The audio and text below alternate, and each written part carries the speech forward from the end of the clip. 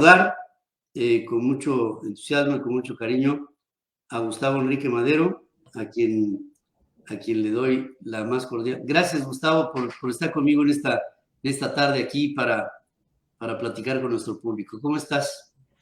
Pues me encantó escucharte la referencia a este gran hombre. Yo también recuerdo la perestroika y el glasnost, la apertura económica y la apertura política y social que cambiaron el mundo, México también estaba en aquellos entonces tratando de hacer su apertura económica, pero Sí, no su apertura política, y no caminamos al mismo ritmo. Y me da mucha tristeza, Pedro, ver que lo que en aquel momento se detonó con la caída del muro de Berlín, con la disolución de la URSS, la Unión de Repúblicas Soviéticas Socialistas, eh, una transición de terciopelo, logró que la humanidad, bueno, y Francis Fukuyama escribiera el libro El fin de la historia, claro. pero poca gente se percata que el título de ese libro tenía un question mark, una interrogación. Es el fin de la historia, era una pregunta, no era una afirmación. Y mucha gente creyó que era el fin de la historia porque el mundo bipolar, el mundo de los dos modelos, había acabado y que solamente había persistido uno. Parecía que así hubiera sido el modelo del mercado libre, de los derechos humanos, de la democracia, del multilateralismo como forma civilizada de avanzar, pero hoy estamos viendo vientos de regreso. Pedro, no sé tú qué pienses, pero a nivel global estoy yo preocupado porque empiezan a soplar esos vientos desde un Vladimir Putin que quiere reinstaurar ese imperio de las 15 repúblicas que se independizaron y que antes orbitaban en torno a Moscú, y ahora claman muchas de ellas por su independencia y su autonomía. Y Putin tratando de recuperar esa dominancia, ese eje. Ujú. Y, y cómo afecta esto al mundo, cómo nos trae hoy parados de cabeza. Pero es como una lucha también, Pedro, entre los gobiernos autoritarios y los gobiernos democráticos, los gobiernos que defienden a la democracia como la manera de resolver las diferencias, y aquellos que optan por el autoritarismo, la perpetuación en el poder. Y ahí tenemos muchos modelos que están ahora ya tomando pasos más agresivos que no habíamos visto ya en muchos años. Parecía que la guerra en Europa se había alejado del escenario y hoy regresa, pero Sí. regresa también a alarmar a nivel mundial con este tema de Taiwán Y y de Rusia China. y China, ¿verdad? Que son dos focos que están ahí generando pues una incertidumbre, un regreso a la confrontación bélica que a mí me tiene muy preocupado, Pedro. No sé tú cómo la veas. Fíjate que yo veo un cambio de paradigmas en el mundo. Veo y recuerdo, parece que la referencia va a ser totalmente absurda, pero sí. El primer concepto que vi de un nuevo orden económico internacional lo manejó Echeverría, allá en la Bueno, el década de tercer los... mundo y los no alineados. ¿Te acuerdas? Sí, los no Bueno, pues, alineados. yo cuando veía ese mundo del nuevo orden económico, pensaba que una utopía, que era pues, prácticamente el manejo político de una situación de incertidumbre que debíamos de manejar en nuestro subconsciente para hacernos ver que el mundo cambiaría. Te estoy hablando de la década de los 70 del siglo pasado. Pero de esa época a la fecha, y luego de la pandemia, Gustavo Enrique, Ujú. empecé a ver que esta idea de un nuevo orden económico, político, social, y si me apuras, Gustavo, hasta religioso, Es una realidad y estamos viviendo una lucha de valores dentro de la sociedad. Y también en ello estamos viviendo una lucha de la humanidad por conservar o ceder la libertad a otro. Y ese otro sería una entidad gubernamental que nos absorbiera. Y ahí es en donde creo que estamos metidos los mexicanos en esta lucha, que no es una lucha nada más para buscar un cambio de gobierno, un cambio de régimen. No, estamos luchando para ver si podemos ser lo suficientemente aptos y capaces para conservar nuestra vida democrática y nuestras libertades fundamentales como seres humanos. Y tú y yo, Gustavo, pues ya la vivimos, ¿no? Y ya tuvimos nuestras luces y nuestras sombras. Nada más que queda una responsabilidad y ética para las siguientes generaciones que si nos descuidamos tantito, se nos va el país y si se nos va el país, a ellos se les iría el futuro. Y creo que eso es lo que está en juego el día de hoy. Fíjate que además, ahorita regreso al tema de los valores, que me encantó que lo mencionaras, pero en esta lucha también yo pondría dos categorías adicionales. Este nuevo orden está compitiendo también en el terreno tecnológico y en el terreno financiero, Pedro. En Davos se habla de un término, de New Reset, el nuevo reinicio a nivel financiero, porque después de Bretton Woods en 1949 se establecieron una serie de acuerdos que ahorita ya no están siendo funcionales. No. El acuerdo de que era el dólar, la moneda de cambio a nivel internacional, pero que debería tener un respaldo en oro. Y Nixon en 1971 dijo que Estados Unidos temporalmente, lo dijo en entonces, iba a abandonar el patrón oro, porque era con toda la inflación, el aumento de precios de la OPEP, etc. Pero desde entonces Estados Unidos sigue siendo el dólar la moneda, pero ya no tiene un respaldo.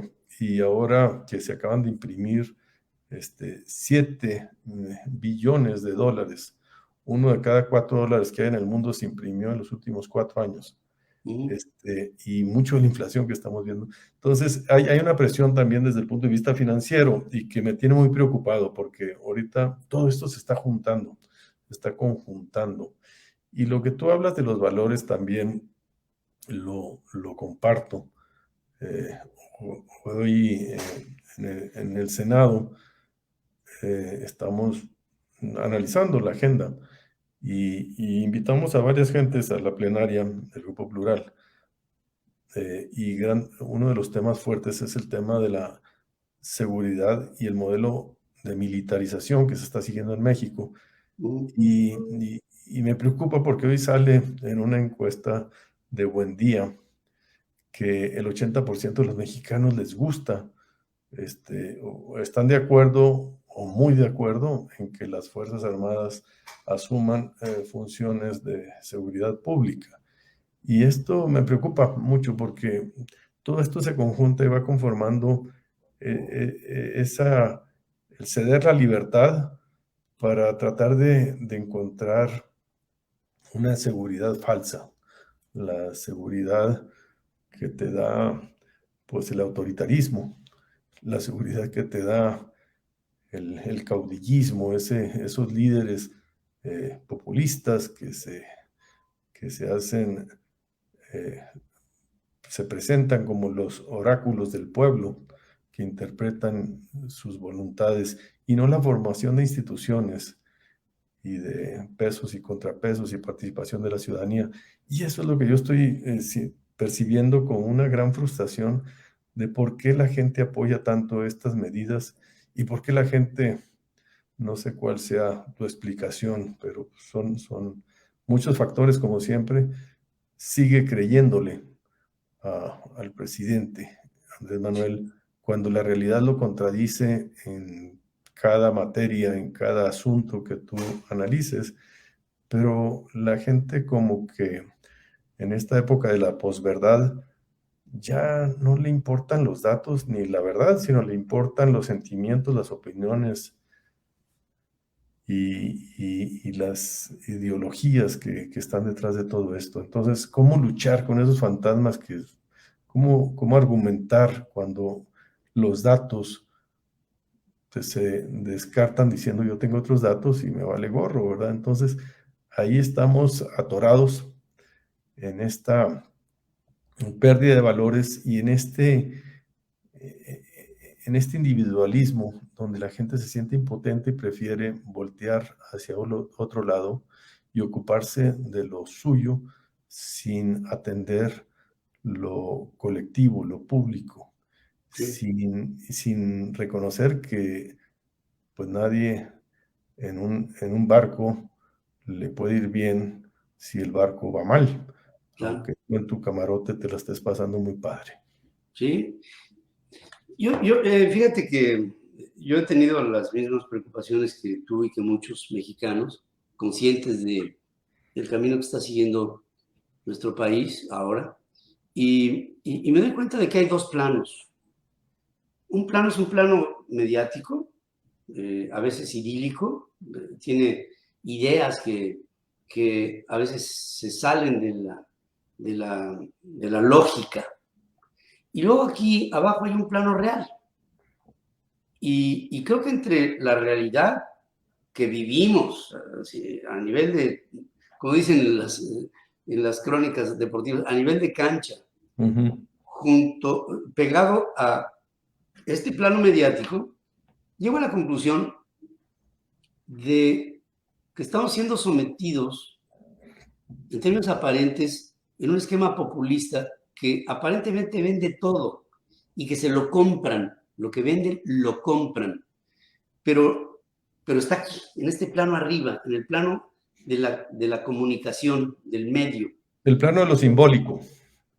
Por acá pero por acá está la realidad, por decirte un tema.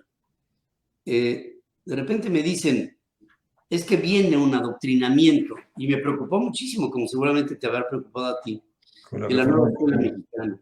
mexicana. Es un sistema de adoctrinamiento, que es un esquema educativo en el que no se acepta la laicidad política en la educación. Imagínate tú lo que es eso. O sea, está sometiendo a la juventud a la ideologización y al radicalismo y a la segmentación de tu pensamiento político y hasta espiritual, porque se van a meter hasta con las creencias, ¿no? Pero luego me pongo a ver, lo comentaba yo el día de ayer con un hombre muy importante en el esquema eclesiástico mexicano, y me decía, Pedro, ¿tú crees que así como se han hecho algunos proyectos como el aeropuerto, la IFA, como el Tren Maya, como Dos Bocas, como toda esta enorme cantidad de dispendio por la vía del subsidio y del paternalismo, ¿tú crees que tengan la capacidad logística de llevar a cabo este Ejecutiva. proceso? ¿Verdad? Porque Sí. entonces ahí llegas a la conclusión de que ellos solitos se van a acabar ante los resultados de aquí. No sé si tú coincidas conmigo, Gustavo, pero yo creo que vamos a vivir, por lo menos el siguiente año, de hoy a dentro de un año, tremendas consecuencias devastadoras en el ámbito político. Vamos a vivir una devaluación el año que viene, tremenda. Vamos a vivir una descapitalización brutal. Vamos a vivir una falta de recursos con huecos fiscales enormes. Vamos a vivir una falta de fondeo para llevar a la actividad del sector real de la economía mexicana. Vamos a vivir una falta de capacidad para ofertar empleos. Vamos a vivir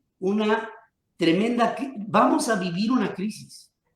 Y cuando esto llegue aquí o aquí, en el nivel de la sociedad, entonces la sociedad, espero, y esa es mi apuesta, va a tener que discernir entre lo que otros pueblos no pudieron reaccionar, Venezuela, Cuba, si me apuras, Bolivia, Argentina, que no ha salido del peronismo. Vela, ahorita está... Y yo creo que el caso de México, quiero ser optimista en el mediano plazo. Déjame darte mi punto de vista, Pedro, que es muy coincidente con algunos matices. Yo también le apuesto a la emancipación de la ciudadanía, a que al final del día suceda algo y las mentes y los corazones se abran para actuar con una voluntad que cambie el rumbo que está tomando el país y que no es bueno. Yo he estado diciendo, ¿por qué el peso está tan fuerte? Está muy fuerte. Realmente el dólar, ahorita más que acaba de subir 75, bueno, anunciar que va a subir en septiembre 75 puntos base y que va a seguir haciéndolo hasta que no haya evidencia de que la inflación va a la baja. El dólar se está fortaleciendo sobre la mayoría de las monedas del mundo, no contra el peso. El peso tiene características particulares. Tenemos las remesas, tenemos las exportaciones, es el único motor que nos está salvando, ¿verdad? Tenemos también el lavado de dinero. Muchos dicen que las remesas pueden tener algún componente de dinero 20%. Ilegal, ¿verdad? Y tenemos parte de la inversión todavía de esta relocalización que se está buscando, el nearshoring, sobre todo en el norte, que están viniendo inversiones de maquiladores para suplir este rompimiento de las cadenas productivas que se dio con China y que ya no hay seguridad. Pero el peso lleva así en 20 pesos, más o menos un peso, lleva 6 años, Pedro. Y yo no he visto un periodo reciente ya del financiero que haya estado tanto tiempo en una, vamos a llamar, estabilidad, porque pues, la economía de México no crece, la inflación de México va a ser más dura y más cruda que la de Estados Unidos. Estados Unidos está tragándose la medicina dura para salir adelante y lo de México, el reatazo nos va a venir a finales de este año y el año que entra. Viene un aumento de precios y un empobrecimiento, sobre todo de los vecinos más pobres de la población, muy crudo. Estaba viendo que Tatiana Cloutier se equivocó ahora que estuvo en la plenaria de los senadores de Morena y dijo que teníamos la tasa de desempleo más baja desde el año 2025. Así lo dijo Tatiana, un año que todavía no ocurre, pero sí estamos en niveles bajos de desempleo, pero es con un empleo informal, sin prestaciones y sin ingresos, un empleo que a todas luces no alcanza, y puede haber una presión muy fuerte el año que entra. Y yo sí advierto que este sexenio se acabó. No tiene ya buenas noticias para adelante, puro downside, no le veo upsides al sexenio del presidente y por eso decidió ya dedicarse más a la sucesión. Ya el proyecto del presidente hoy, pues ya es terminar el Tren Maya, porque Dos Bocas dice que ya lo inauguró y el aeropuerto, el AIFA dice que ya funciona, y entonces que ya cumplió el 90 y tantos % de sus promesas, y que ahora el proyecto es cerrar la cortina de este gobierno y garantizar que continúe con uno de sus cercanos. Y yo creo que ahí estamos en este momento en México. Ya todos nos puso a anticipar el proceso sucesorio a 2 años del cambio de gobierno.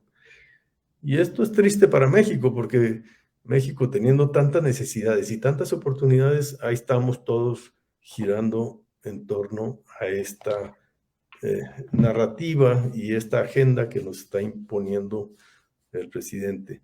Y la mayoría de los partidos pues caen en eso, y los grupos parlamentarios caen en eso, y es lo que explica mucho las decisiones y las acciones que se toman incluso en la Cámara de Senadores. O sea, ahorita está a punto de nombrarse la nueva directiva de la Cámara de Senadores, y las corcholatas que le llaman son las que están ya influyendo para tomar decisiones de a quién apoyar por parte de Morena, para que sea el presidente de la mesa directiva sustituyendo a Olga Sánchez Cordero, ¿no? Entonces, yo eso es lo que siento. No veo todavía un estallido como tú lo ves, una radicalización de las contradicciones, o como en Argentina, que ahorita ya se le salió de control, o en Chile, que hace un año y pico les estalló con estas manifestaciones que obligaron al presidente a aceptar la conformación de una asamblea constituyente y una nueva constitución que aparentemente el 4 de septiembre será votada en negativo, pero eso es lo que les estalló en la cara, esa irritación social, ¿no? Yo la irritación social en México todavía no sé dónde o cuándo va a irrumpir, pero debemos estar muy maduros para que lo haga de una manera constructiva y no destructiva, porque podemos correr otro riesgo ahí, Claro. cuando se libere esas fuerzas que están reprimidas y que están latentes, por llamarle de alguna manera, ¿no? Ahora, no sé si tú coincidas conmigo que después de 3 años y pico de desgaste, ¿no? En el que llevamos, en términos absolutos, 76 días de 24 horas, los 76, en términos de las horas que ha empleado el presidente López Obrador en las mañaneras, ¿no? En las que todos los días nos sale con una sorpresa. Si no se le enfrenta a los Estados Unidos y hace una campaña para desmontar la Estatua de la Libertad, hace otra campaña para darle asilo político a Evo Morales o a Julian Assange, o se le ocurren toda una serie de tonterías que he llegado a pensar que el populismo se nutre, se alimenta del conflicto.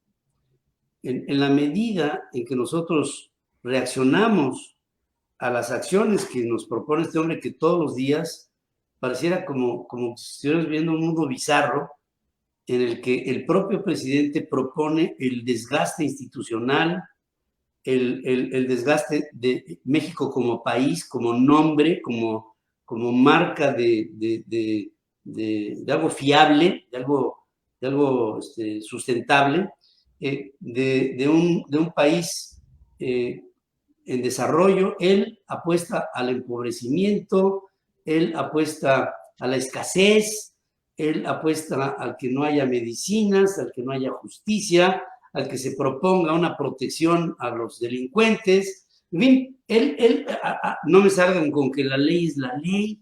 Entonces, nosotros estamos constantemente reaccionando a todo esto, y creo que llevamos un buen rato así, y me parece bien, qué bueno que lo hicimos. Pero los tiempos hoy nos están marcando el decir, quédate ahí, y vamos a proponerle a la sociedad un México posible, que no es retórica, es decir, en algún momento abandonamos un proyecto de gran país. Hoy vamos a pasar este sexenio perdido. En términos absolutos, el PIB per cápita, el PIB nacional, va a tener una decrepitud y un desgaste brutal, las instituciones igual, pero tenemos que entrar en un esquema y en un lenguaje asertivo en el que le vendamos a la sociedad. En primer lugar, le quitemos el miedo, y en segundo lugar, le vendamos a la sociedad un país posible, porque estamos ante una, ¿cómo te podría decir?, desesperanza inducida, en la que los mexicanos ya esperamos lo peor todos los días. Y vienen las elecciones en el Estado de México, en Coahuila, después vienen las federales, y ya nos damos por derrotados. Y yo creo que no, yo creo que ahí es en el momento en que tenemos que alimentar un optimismo de la sociedad para decir, espérame tantito, si te has favorecido ahorita, pues ya para qué competimos. Lo que tenemos que hacer es hacerle sentir a México que vamos a tener una capacidad mayor que la que tuvo Cuba, que la que tuvo Venezuela, la que tuvo Bolivia, que la que tuvo Argentina, y decirle a México, espérame, no se nos ha ido esto de las manos. Pero el sector político es el que tiene que voltear a ver a la ciudadanía para llamarla. A veces siento, Gustavo, que los partidos políticos están más metidos en sus problemas internos que en llamar a la sociedad, a inspirar a la sociedad a que tenga una actitud de lucha y de victoria, porque creo que estamos derrotados de salida. Y esto es lo único que no creo que debamos de aceptar. No podemos estar derrotados de salida, porque si no, pues esto se nos va al país, a ti y a mí, no lo volveríamos a ver como lo quisiéramos ver en democracia. Totalmente de acuerdo, Pedro. Moisés Naim acaba de escribir el último libro, establece que son las tres P's las que generan el deterioro de la democracia, y que esta es la polarización, la posverdad y el populismo, y las tres se interactúan. Y este presidente, pues justamente conjuga muy bien estas tres categorías para dividir a la sociedad, para normalizar el desencanto y la desesperanza de algunos y la esperanza de los otros. Y yo en algún momento tomé la decisión, Pedro, que el problema de México no es el presidente ni Morena. El problema de México somos los mexicanos que no creemos en ese modelo, pero no hemos logrado aún unirnos en una propuesta, como tú dices, constructiva, propositiva y de futuro, que nos una por encima de nuestras diferencias para plantearle al país una ruta de profundización de la democracia, de las libertades, de los derechos y de la ampliación de las oportunidades. Y ahí está, o sea, porque el mundo, de los 195 países que hay en el mundo, tú ves que muchos estaban peor que México hace 30, 40, 50 años y hoy están mejor. Quiere decir que sí se puede. Y lo que tenemos que entender cuáles son las prácticas que utilizaron para salir adelante. Y este es lo que siento que los partidos hoy todavía no lo están logrando. Siguen con una miopía, con una visión muy corta de intereses muy particulares y no de la visión trascendente histórica del momento que vivimos, que se necesita una alternativa que abra toda una nueva ruta alternativa a la que nos está ofreciendo la 4T. Esta es casi tan fácil de construir como la antítesis de lo que hace este gobierno. Si este gobierno utiliza los programas sociales de manera clientelar para, a través de transferencias directas, creer que va a superar la pobreza, pues la necesidad que tenemos es demostrarle que sí hay que atender a esta población que no tiene recursos, pero con políticas públicas que hagan dos cosas, Pedro. Les amplíen las oportunidades y les desarrollen capacidades. No que les des, sino que les des más oportunidades y desarrolles capacidades. De la misma manera, si este gobierno ejerce un presidencialismo exacerbado del país de un solo hombre, una sola voz y una sola verdad, pues debemos avanzar hacia un país en donde la democracia el federalismo, eh, el, el equilibrio y la competencia de los poderes funcione con autonomía. Y en cada uno de los rubros hay que ir viendo la antítesis de lo que hace este gobierno, pero demostrar con políticas públicas que sí se puede. En economía, en energía, pues no es con los hidrocarburos, es con las energías renovables, donde vamos a poder tener una visión de futuro.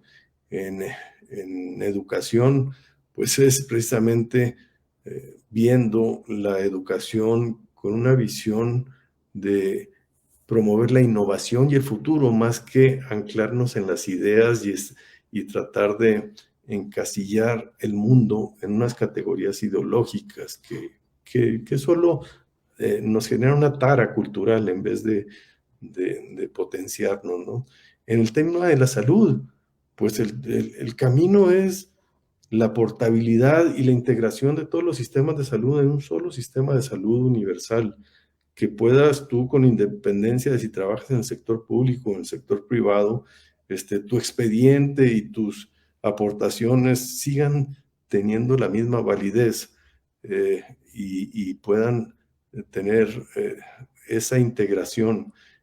Yo siento que hay muchos ejemplos de lo que se debe impulsar como la antítesis de este gobierno. Por ejemplo, el federalismo. Yo creo que el federalismo está atrofiado con un centralismo que como aspiradora centraliza todos los recursos y después desde el gobierno y con mucha opacidad y discreción asignan los recursos, cuando lo que hay que generar es la libertad para que sean las propias entidades y fortalecimiento de los municipios los que liberen una competencia y mejores oportunidades en cada región. Siento que por ahí es la tirada, Pedro, pero los partidos todavía no entran en esta lógica y siguen orbitando mucho en el ping-pong de responder a la agenda de las provocaciones, de la polarización del presidente, en vez de salirse, desacoplarse de esa provocación y entrar ya en la construcción de la alternativa que tiene que ser plural, porque no hay un partido político en México hoy que solo pueda contender. Tiene que ser a través de una alianza plural. Y que me disculpen, pero tenemos que unirnos los que antes competíamos, pero dentro de reglas democráticas y defendiendo las instituciones y que hoy están siendo amenazadas, y que eso es lo que nos une hoy por encima de nuestras diferencias. Y ese es el gran reto que yo veo. ¿Y cómo lograrlo? Pues es a través de una participación de la sociedad para exigirle a los partidos que cumplan con este rol de ser instrumentos de interés público y no captura de grupos que atienden a agendas ilógicas e intereses particulares. Ese es donde debemos enfocar pero no es atacando a los partidos, Pedro, es presionándolos para que haya una presión positiva para que se crezcan y actúen en esta lógica. Yo he sido crítico del PAN, porque siento que se está quedando corto, siento que el PAN es el que tiene las mayores condiciones para liderar todo esto. Yo le he dicho que el PAN debe ser la piedra angular del arco alternativo opositor.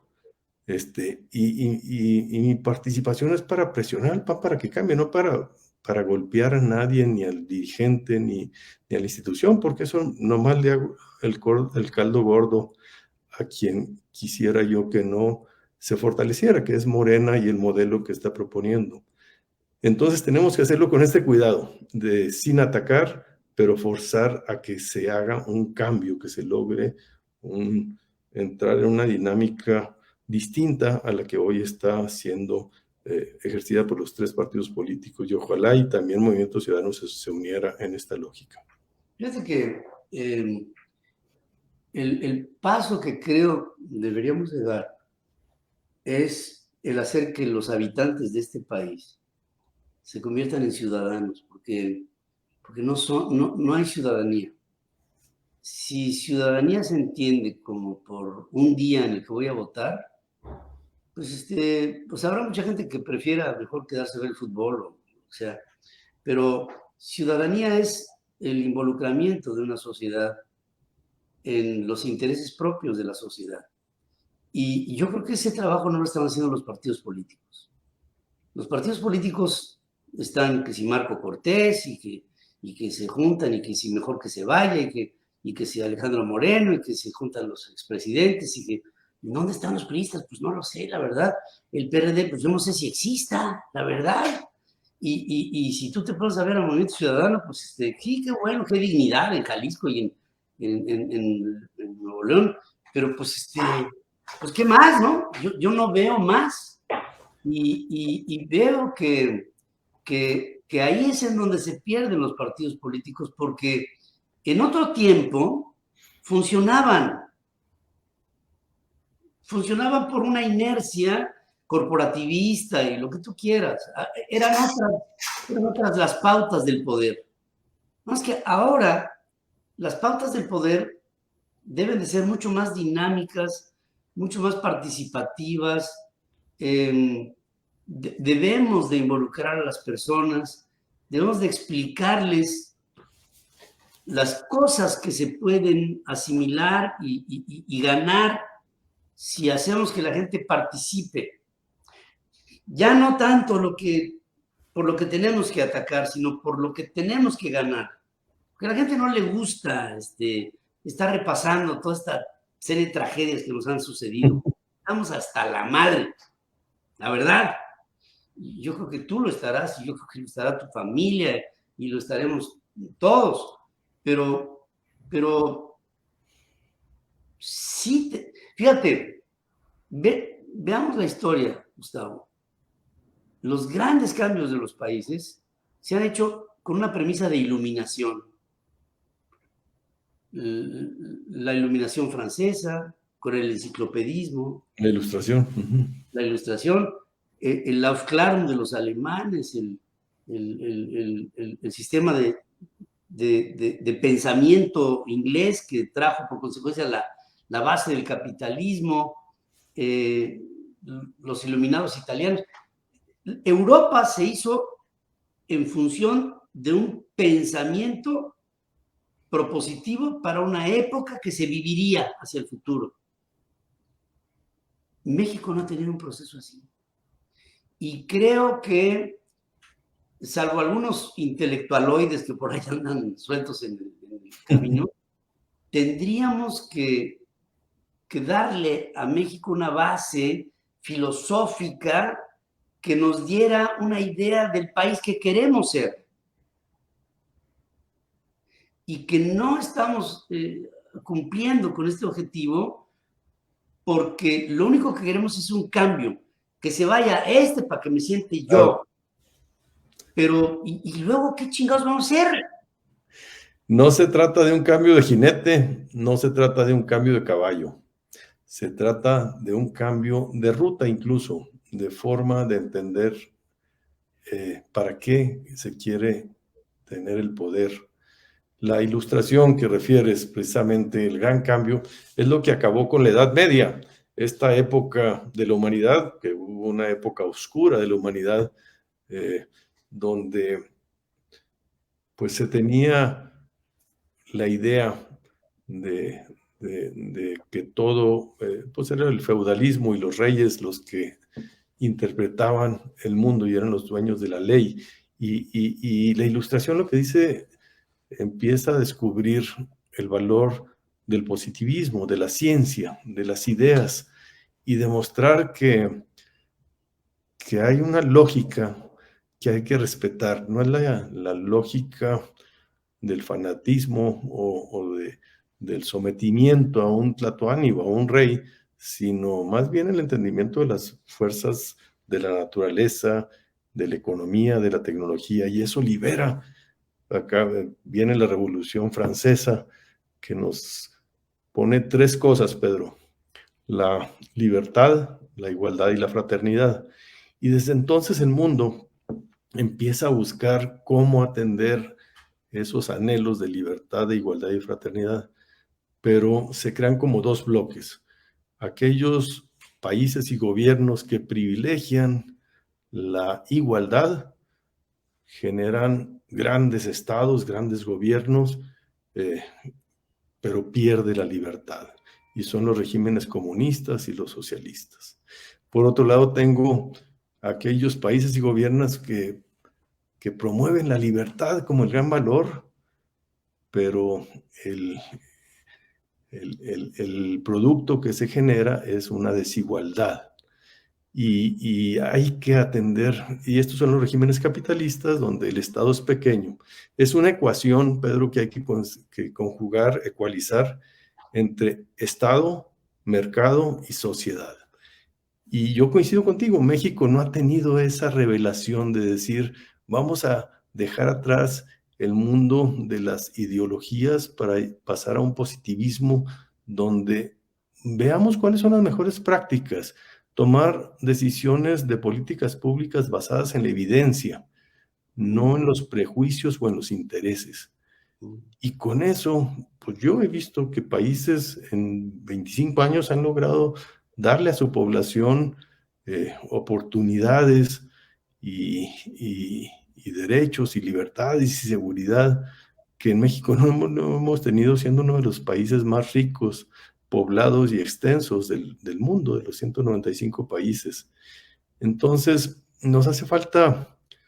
No le podemos echar la culpa a nadie, más que a nosotros mismos los mexicanos, de que tenemos que tomar una decisión de salirnos, zafarnos ya de esta manera de tomar decisiones y apegarnos no a los prejuicios, no a los sentimientos, sino a la razón de la ilustración que le dio a Europa, pues todo pues casi todo lo que conocemos en este mundo moderno, ahí surgió estas instituciones, esta definición del Estado, viene la revolución industrial, la separación de poderes, etc. Y esto es lo que siento que en México hemos estado despistados, distraídos, patinando en un pantano de ideologías. Y si me apuras, Pedro, esto lo compartimos, esta tragedia en toda América Latina. América Latina en general es un continente que, a diferencia de Asia, a diferencia de Europa o de Norteamérica, ha tomado la ideología como el eje, el eje narrativo para tomar decisiones de política pública y buscar los modelos autoritarios, populistas, clientelares para mantener un estado de gobierno y un capitalismo de compadres, el capitalismo de unos cuantos, no un capitalismo de la competencia, de la innovación, sino el de los contratos, el de la cercanía con el gobierno, la que justifica que puedas tener o no mayores oportunidades de negocio. Sí, y nos ha fallado el modelo educativo, ¿no? O sea, yo creo que si de todo lo que hemos venido hablando tú y yo, hoy compartido con nuestro público, algo tendríamos que fomentar, y tú hablas de países que nos superaron en 30 años. Me encontré una vez al hijo del general Park, que fue el hombre que rediseñó a Corea del Sur. Y me dijo, ¿qué les pasó? ¿De dónde perdieron la pauta? Y lo que me quedó como respuesta fue decir, pues en las aulas. Tuvimos una oquedad en las aulas que no supimos qué decir en las aulas. El modelo del desarrollo del ser humano está en la educación. Llámala en el contexto que tú quieras, en el modelo económico que tú quieras, en la ideología que tú quieras, el conocimiento. A ver, controla, manipula a una sociedad informada. Imposible. Manipula, maneja a placer a una sociedad educada, estructurada, en el pensamiento en cognoscitivo que te dé valores agregados que no tenemos en nuestro pueblo. Entonces, me desespera un poco el tema porque pues ahí están los chairos, ¿no? De hecho, en lo que estamos platicando, pues hay gente que rebuzna y que quisiera yo encontrar en su forma de rebuznar un argumento, pero no hay argumentación porque no hay conocimiento. Si a mí alguien llega y se pone a disentir conmigo o contigo, lo respetaré en la medida de sus razones. Claro. Pero no en la medida de su sin razón. Porque si sus calificativos son pinche pelón, pues sí, si el tema es de mi pelo, pues estamos jodidos. Pero es mucho más allá. Y creo que ahí es en el punto en el que tendríamos que empezar a trabajar con estas generaciones que pues ya están en otra dinámica, están en otro ritmo. No sé si te pasa, a mí me pasa, yo cuando me meto en un problema con esto, le llamo a mis nietos para que me echen la mano y me encuentro con un mundo muy fácilmente moldeable para hacerlo civilizado, culto, educado y proactivo en un nuevo mundo que nos viene encima y que yo no quisiera que cuando este mundo se dé, México se quede a la saga, enfrentado con una ignorancia brutal que nos estrelle el espejo en el que nos veamos reflejados, porque va a ser complicadísimo. Pues es que es el mejor ejemplo. De hecho, es el mejor factor de cambio y de movilidad de una sociedad es la educación. Pero si tú analizas lo que hemos hecho los mexicanos con la educación en México, preferimos atender la agenda del sindicato que las necesidades de los alumnos. Las necesidades de los alumnos no están en el escenario. ¿No? Son las demandas, la agenda de las dos dirigencias, de la CENTE y el CENTE, y el gobierno, que en los gobiernos del PAN, del PRI y de Morena, lo que han dedicado es a convivir con ellos, porque son un factor demasiado potente para los términos políticos y electorales. Y entonces el sacrificado aquí fue el alumno y la educación y la calidad. Pero en el 2013 hicimos la reforma educativa que cambiaba solamente un engrane, Pedro, un engrane de todo el sistema educativo. La famosa reforma educativa solamente proponía la evaluación obligatoria de todos los maestros para determinar su ingreso, permanencia y promoción en el sistema educativo, en las aulas. Y esto, llegando, Andrés Manuel lo tumba.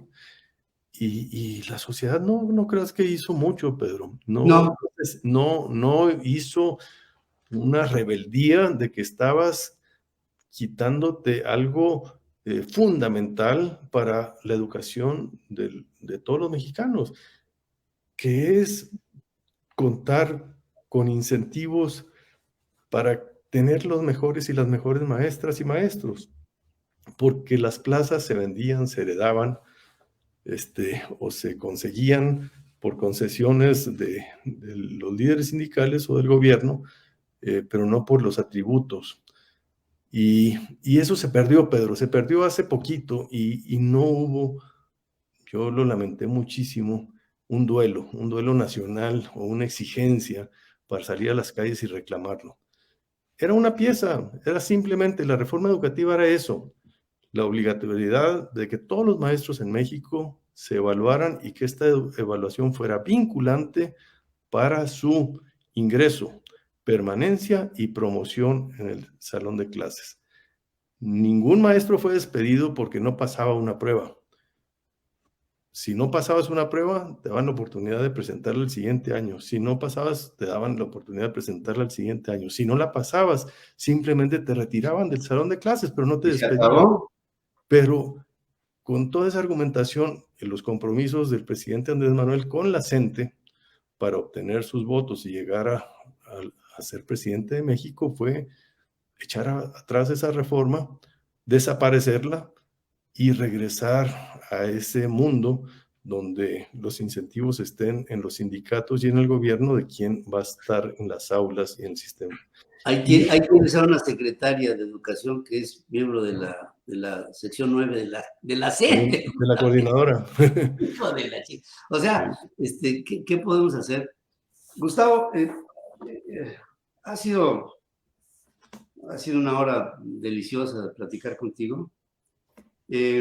Yo quiero algo que le pudiéramos dejar a la sociedad. A mí me gustaría ver a una sociedad unida, en aras de un solo fin, que no perdamos a este país. ¿Quién pudiera gobernar más adelante? No lo sé. Lo que sí me queda claro es quién no.